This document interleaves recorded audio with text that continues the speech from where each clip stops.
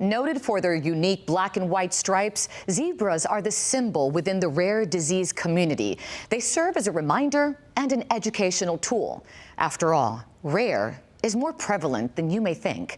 There are over 7,000 rare diseases affecting approximately 300 million people worldwide, and between 25 and 30 million Americans, or 1 in 10. It was nearly 30 years ago when Tracy Dixon-Salazar was diagnosed. Let's take a look at Montel's interview with her mom, Tracy. We're joined today by Dr. Tracy Dixon-Salazar, Executive Director of the Lennox-Gastaut Syndrome Foundation. If she looks familiar, it's because this is her third time and a third appearance on Behind the Mystery, but this is the first time she's been here in studio. So it's so great to finally meet you and have you here. Thank you. It's great to be here. Yes, ma'am. For those who haven't seen you before, let's tell them a little bit about your background, about your story. Absolutely. My daughter, Savannah, developed seizures at the age of 2, completely out of the blue.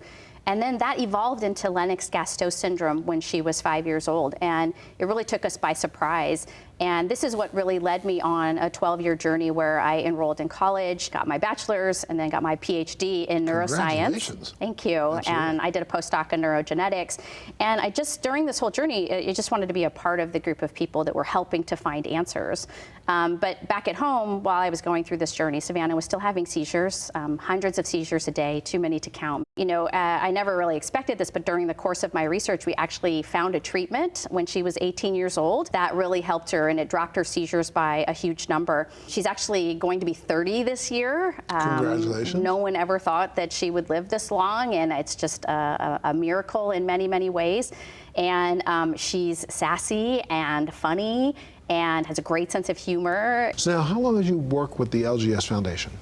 I've been there now for 6 years. I served as the Director of Research and Strategy for 4 years, and I've been Executive Director now for 2 years. And what have you learned about LGS in the last, say, 5 years?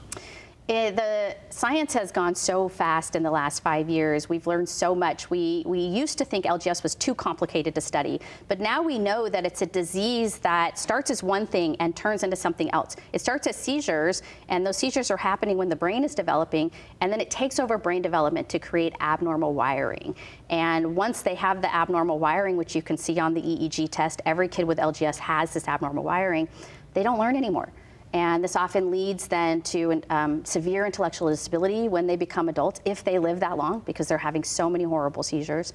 They also develop sleep problems, behavioral problems, problems with memory, problems with feeding, problems with motor movements. It's really a very horrible disease that impacts these kids at the very beginning of their lives. And there is no cure, but your foundation is doing quite a bit to change that, right? We are. We're working really hard. The first thing we do is we bring families in and let them know they have a community of support. We started our Finding the Cures Together program, and we start with our newly diagnosed families, where we bring them in and let them know that nobody has to walk this journey alone. Nobody should walk it alone. And from there, we mobilize and educate our community, and then we bring in scientists and clinicians. And we recently hosted our patient-focused drug development meeting, where we relayed to scientists and the FDA what it's like living with this disease and how we would prioritize the issues we're having. And that's something only patients should be weighing in on. And then from there, we brought together our patient research collaborative network, where we work together with scientists to actually find the cures. And together, we're actually funding now our Learn from Every Patient database. Everyone in the space really has our data except us. So the government has it, the hospitals have it, the researchers have it, but we as the families don't have it. So we're working with our collaborative research network to form this Learn from Every Patient database. And this is what you call your patient-led research program, right? Exactly. And patient-led research is so important because it puts the patient at the center of research. There's certain things we as patient families should be weighing in on, and it's what it's like living with the disease, and what are the issues we're facing, and how we prioritize these issues. And in the past, it's really been the medical infrastructure. It's been doctors that have decided that for us, and it's been companies that are making therapies that have decided that for us. And treatments are made at us or for us instead of with us, and we don't want that anymore.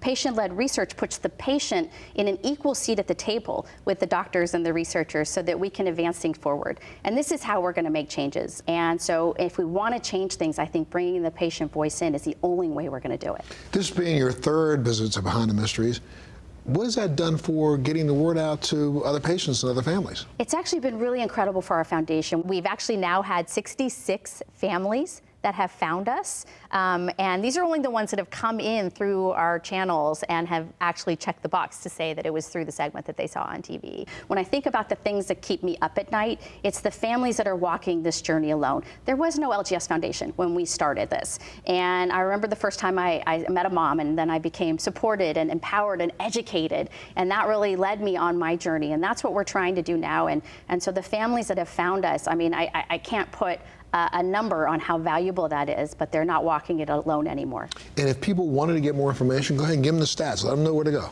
Absolutely. They can go to lgsfoundation.org and they can learn more about all the programs that we're working on. That's great. Well, look, thank you so much for being here and being in studio this time. Thank you. Absolutely, for sure. And of course, if you want more information, you can always go to our website, thebalancingact.com.